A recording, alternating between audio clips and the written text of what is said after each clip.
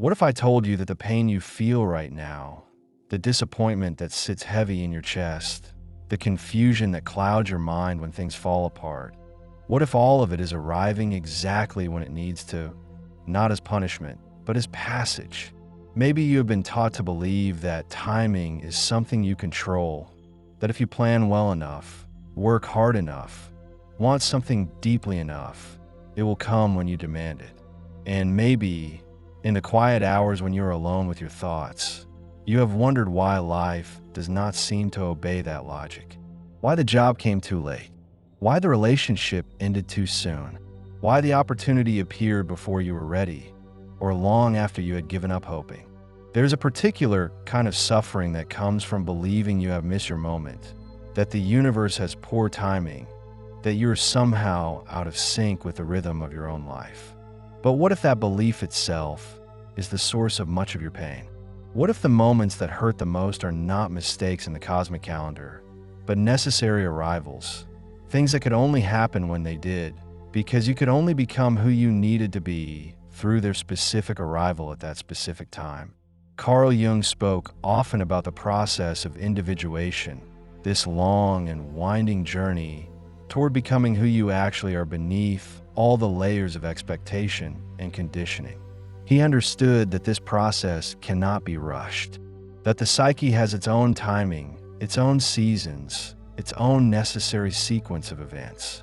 You cannot force the seed to become the tree overnight. You cannot skip winter and move directly to spring. And yet we try. We try so hard to control the unfolding of our lives, to make things happen according to our preferred schedule. And when reality does not comply, we feel betrayed. We feel that something has gone wrong. But Jung would suggest that what feels wrong is often the psyche's way of protecting you from a path that would have led you further from yourself. That the closed door, the misconnection, the painful ending, these are not failures of timing, but corrections, adjustments, the deep intelligence of your inner world steering you back toward what is actually yours to live. Think about a time when something you wanted desperately did not come to you when you thought it should. Maybe it was love. Maybe you met someone and felt that sudden recognition, that sense of possibility, and you wanted it to work so badly. You wanted it to be the right time, but it wasn't. They were not ready, or you were not ready, or the circumstances were wrong, and it fell apart. And the pain of that, the pain of almost, the pain of not yet, it can feel unbearable. You might have spent months or years wondering what you did wrong, how you could have changed the outcome, why the universe would show you something so beautiful and then take it away. But what if the timing was not wrong? What if you needed to meet that person exactly when you did, not to build a life with them, but to awaken something in you that had been sleeping? What if that encounter was meant to show you what you were capable of feeling, what you actually wanted, what you had been settling for before? And what if the ending, painful as it was, came exactly when it needed to, because staying would have kept you from the deeper work you needed to do alone? This is not about finding silver linings or pretending that pain is not real. The hurt is real. The disappointment is real. The grief when things do not unfold as you hoped, that is real, and it deserves to be felt fully. But beneath the immediate pain, there's often a deeper movement happening, something your conscious mind cannot see because it is too close, too involved, too attached to the outcome it wanted. Jung called this the wisdom of the unconscious, this part of you that knows things your waking self does not yet understand. It communicates through dreams, through symptoms, through the strange timing of events that seem to conspire against your plans. And if you can learn to listen to it, if you could develop a relationship with this deeper intelligence, you begin to see that what felt like bad timing was often protection, redirection, an invitation to wait, to grow, to become ready for something your smaller self could not yet hold. There is a particular loneliness in this realization, because the people around you, the ones who love you and want to comfort you, they will often tell you that you deserve better timing, that life is unfair, that you should have gotten what you wanted when you wanted it. And while their sympathy is kind, It can also reinforce the belief that something has gone wrong, that you are a victim of circumstance, that the universe is arbitrary and careless. But what if it is not? What if there is a pattern you cannot see from where you stand right now? A larger design that only becomes visible much later, when you can look back and see how each painful moment prepared you for what came next. This is not about blind faith or passive acceptance. It is about developing a different relationship with time itself, with the unfolding of your life, with the idea that you are not separate from the intelligence that moves through all things, but part of it, and that your life is not happening to you, but through you. And sometimes the through requires breaking, requires loss, requires the death of what you thought you needed so that what you actually need can find its way to you. You might be someone who has always felt a little out of step with the world around you, while others seem to move through life with ease, hitting milestones on schedule, finding love, building careers, settling into the rhythm that society approves of. You have felt like you're on a different clock. Things that were supposed to happen in your 20s happen in your 30s, or not at all. Opportunities that seem to come easily to others required years of struggle for you. And maybe you have internalized this as failure, as evidence that something is wrong with you, that you are slow, broken, cursed with bad timing. But what if your timing is not wrong, just different? What if you're on a path that requires more solitude, more inner work, more time in the underworld of your own psyche before you can step into the life that is actually yours? Jung understood that not everyone individuates at the same pace, that some people are called to a deeper, slower, more complex journey, and that journey cannot be rushed without losing its meaning. The world moves fast. It rewards speed, efficiency, the ability to make quick decisions and move on. But depth requires time. Integration requires time. Becoming a whole person, not just a functional one, requires time. And if you are someone who feels things deeply, who questions everything, who cannot simply accept the surface explanations for why things are the way they are, then your timing will always look different from the outside. You will take longer to commit because you need to be sure it is real. You will take longer to heal because you actually process your pain instead of bypassing it. You will take longer to find your path because you refuse to walk one that does not feel true. And all of that slowness, it is not weakness. It is integrity. It is the refusal to live a borrowed life. And yes, it hurts. It hurts to watch others move forward while you're still in the darkness, still wrestling with questions that have no easy answers. But that hurt is part of the process. It is the friction of becoming.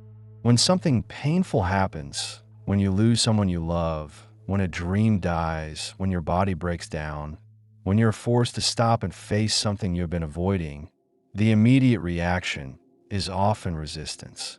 This should not be happening. Not now. Not to me. Not like this. And that resistance creates a second layer of suffering on top of the original pain. You are not only dealing with the loss itself, but with the story you are telling yourself about what the loss means, about your worth, about the fairness of life, about whether you will ever be okay again. But what if you could soften that resistance, even just a little? What if you could make space for the possibility that this thing, this terrible thing, is happening at the only moment it could happen, because you are finally ready to meet it, to feel it, to let it change you?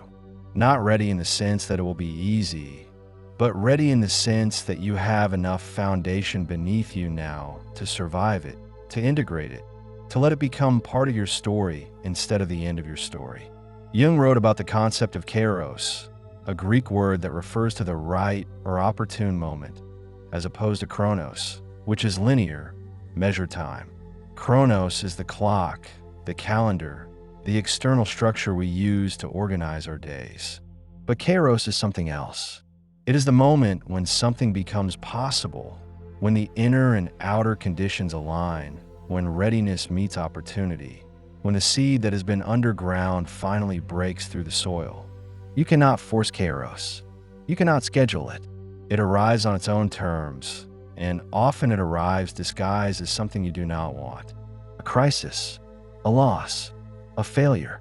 Because sometimes the only way to break through to the next stage of your life is for the current stage to become unbearable, to collapse, to reveal itself as unsustainable.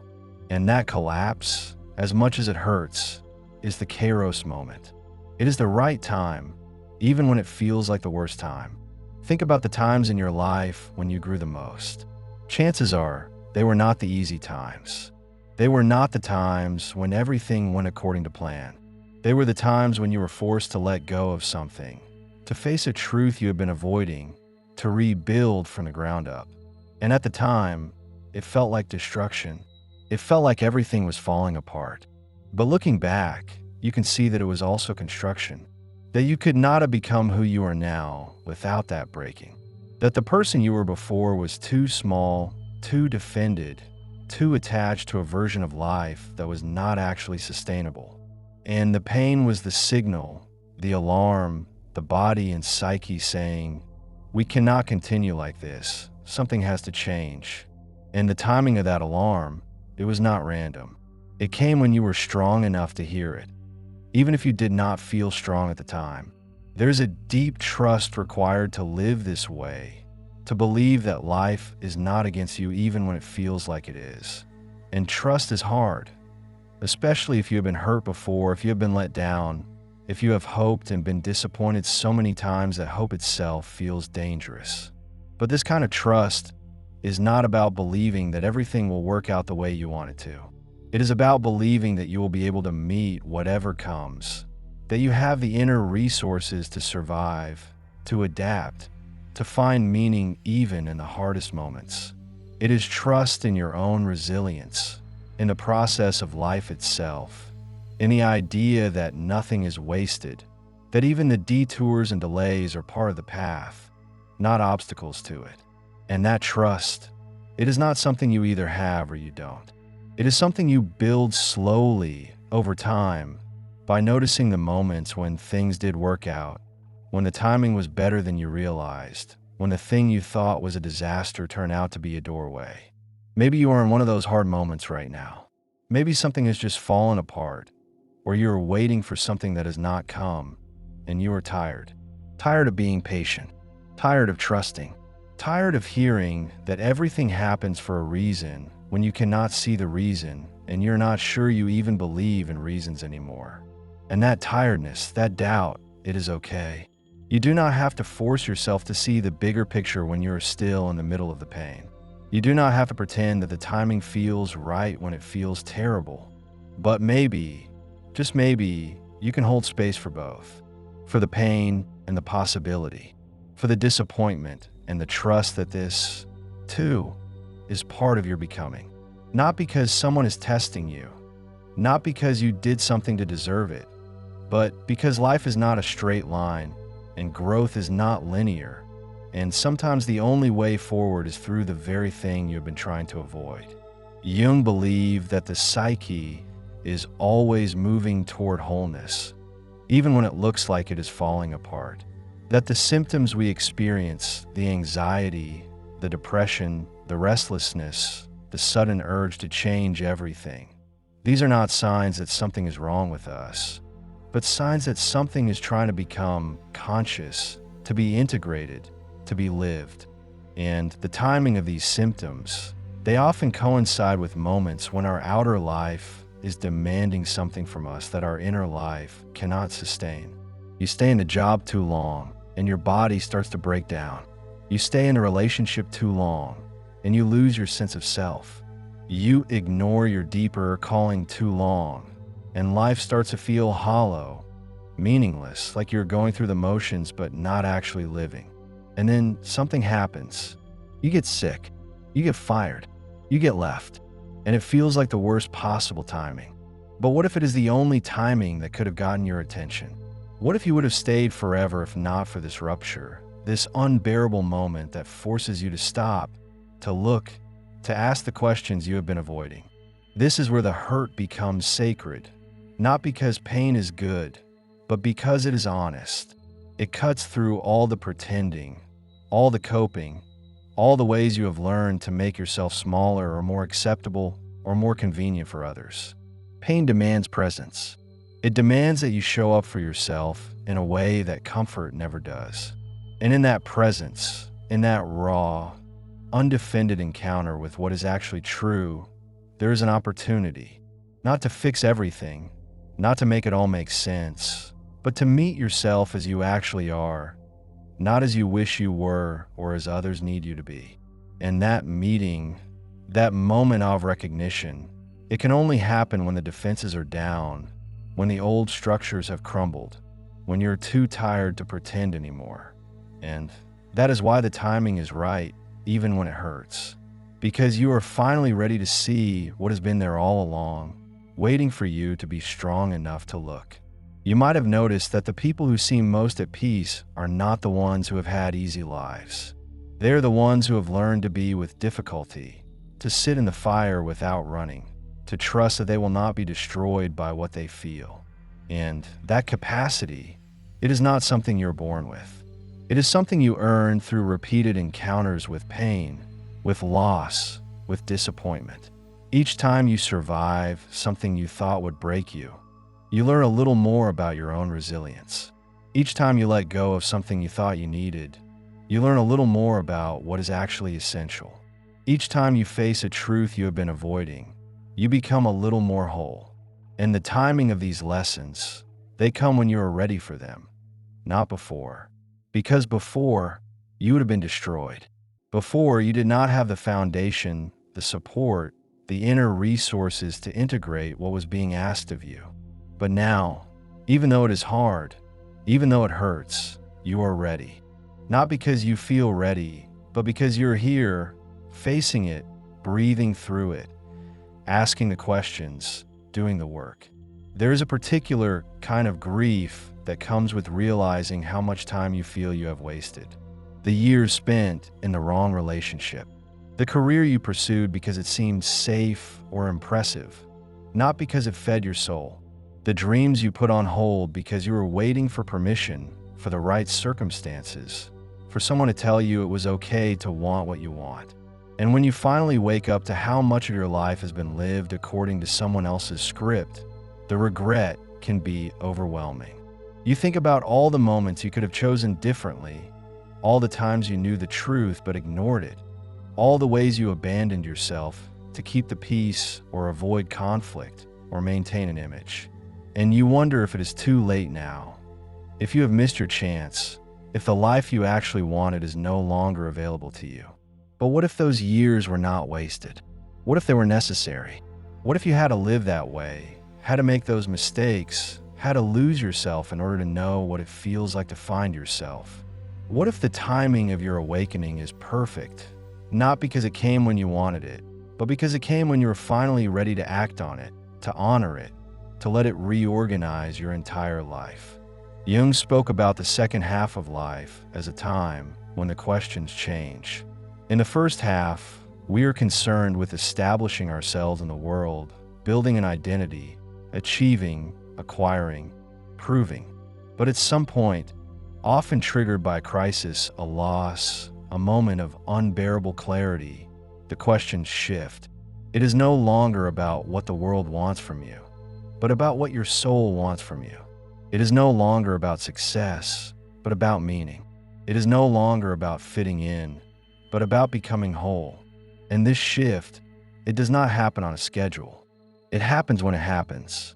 For some people, it comes early in their 20s or 30s, often through a breakdown that forces them to question everything.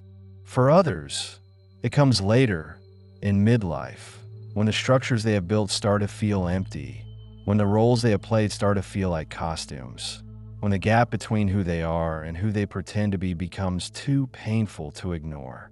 And whenever it comes, it feels like terrible timing, because by then, you have commitments, responsibilities, a life that is already in motion. But that is exactly why it comes then, because you have enough life behind you now to know what does not work. You have enough experience to recognize the patterns. You have enough strength, even if you do not feel it, to start making different choices. The pain of wrong timing is often the pain of attachment.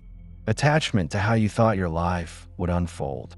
Attachment to a specific outcome. Attachment to a timeline that made sense to you, that felt fair, that matched what you saw other people experiencing. But life does not care about fair. It does not care about your plan. It cares about your growth, your evolution, your movement toward wholeness. And sometimes, often, that requires the destruction of the plan. It requires disappointment. It requires you to let go of what you thought you needed so that you can discover what you actually need. And that discovery, it is not intellectual. You cannot think your way to it. You have to live your way to it. You have to feel the loss, sit with the emptiness, tolerate the uncertainty, and slowly begin to notice what remains when everything else falls away. And what remains is you. Not the you that performs, not the you that pleases, not the you that achieves, but the you that simply is. And meeting that self, that essential self, it can only happen in the aftermath of loss, in the space that opens up when the noise stops and you are finally alone with the truth. Maybe you have spent a lot of your life feeling like you are waiting for the right person, waiting for the right opportunity, waiting for the moment when you finally feel ready, confident, sure. And the waiting itself becomes a kind of suffering because you are not fully here, not fully present, not fully alive. You are in a holding pattern, watching others live while you prepare, while you hope, while you try to become good enough, worthy enough, healed enough to deserve what you want. But what if you are already ready? What if the waiting is not about becoming something you are not, but about recognizing what you already are? What if the timing you are waiting for is not out there, in some future moment when conditions are perfect, but right here, right now, in your willingness to stop waiting and start living, even if it is messy, even if you're scared, even if you do not have all the answers? The right moment is not the moment when everything is easy. It is the moment when you are finally willing to show up for your life as it actually is, not as you wish it were. There is a difference between patience and passivity. Patience is active. It is the ability to stay present with what is, to trust the process, to do the inner work while the outer world rearranges itself. Passivity is waiting for someone else to change your life, for circumstances to magically align, for permission to finally live. And sometimes, what feels like patience is actually fear dressed up as wisdom. You tell yourself you are waiting for the right time, but really you are waiting for a guarantee, for certainty, for proof that you will not fail or get hurt or be rejected. But there are no guarantees. There is only this moment and the choice you make in it. And the right moment is always the moment when you choose to act from your truth, even if the outcome is uncertain, even if it scares you, even if it means letting go of the safety you have been clinging to. Jung wrote about synchronicity, the meaningful coincidence, the moment when inner and outer reality align in a way that feels too significant to be random. You think of someone and they call. You need an answer and a book falls open to the exact page. You are struggling with a decision, and something happens in the world that clarifies everything. These moments, they remind us that we are not separate from the larger intelligence that moves through all things, that there is a conversation happening between your inner world and the outer world. And when you are paying attention, when you are present, you can feel it. And often, these synchronicities come at moments of transition, when you're on the edge of something new, when you're ready to let go of the old but have not yet stepped into the new. They come as confirmation, as encouragement, as a sign that you are on the right path, even when you cannot see where it leads. And the timing of these moments, they are never random. They come when you need them most, when your faith is wavering, when you're about to give up, when you need to be reminded that you're not alone, that there is a deeper order at work, that your life is unfolding exactly as it needs to. But synchronicity also requires something from you. It requires that you are awake, that you are paying attention, that you are willing to see the signs instead of dismissing them as coincidence. It requires that you have done enough inner work to recognize what is meaningful and what is just noise. And that work, that cultivation of inner awareness, it takes time. It takes years of sitting with yourself, of learning to listen to your intuition, of noticing the patterns, of tracking the subtle movements of your psyche. And so the timing of synchronicity is also the timing of your readiness to receive it. The signs have always been there, but you cannot see them until you develop the eyes to see, the ears to hear, the sensitivity to feel. And that development, it does not happen on demand. It happens through the slow, patient work of becoming conscious, of turning inward, of learning to trust what you know even when you cannot explain how you know it. You are not broken. You are not behind. You are not missing out. You are exactly where you need to be, even if it does not feel like it, even if it hurts, even if you wish things were different.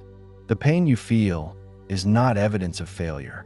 It is evidence of growth, of change, of the old self making way for the new. And the timing of this pain, it is not punishment. It is invitation, an invitation to let go, to trust, to stop fighting the current and let it carry you where you need to go. Not because the destination is guaranteed to be what you wanted, but because the journey itself is what shapes you, what teaches you, what makes you whole.